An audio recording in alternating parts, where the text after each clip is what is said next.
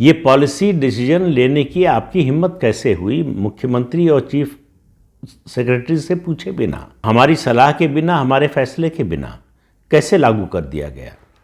फिर transport minister को उन्होंने फटकारा, कहा कि कभी बस में बैठकर देखा है कि लोगों को किस तरह की परेशानी होती है, क्या हालत है ट्रांसपोर्ट सिस्टम की, इसके बारे में जानने की कभी कोशिश की?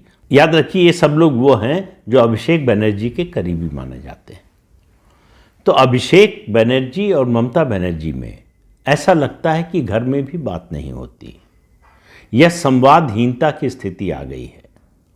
दोनों ये मुद्दे ऐसे हैं जो आपस में बातचीत करके निपटाए जा सकते थे, लेकिन ये सार्वजनिक रूप से इस तरह की बयानबाजी, टिप्पणी मुख्यमंत्री और उनके भतीजे जो पार्टी में नंबर 2 हैं, पार्टी के राष्ट्रीय महासचिव हैं, उनके बीच जब हो तो आप सोच सकते हैं कार्यकर्ताओं में क्या स्थिति होगी। और अभिषेक बनर्जी यहाँ पर रुके नहीं, उन्होंने इस बात का भी जिक्र किया कि अभी पार्टी के कुछ नेताओं का सम्मेलन हुआ था, उसमें उन्होंने कहा कि जिन जिलों में लोकसभा चुनाव में पार्टी की परफॉर्मेंस खराब रही, उन जिलों के अध्यक्ष बदले जाएंगे। उन्होंने कहा परफॉर्मेंस के बेस पर तय होगा किसको पद पर रहना है, किसको नहीं रहना है।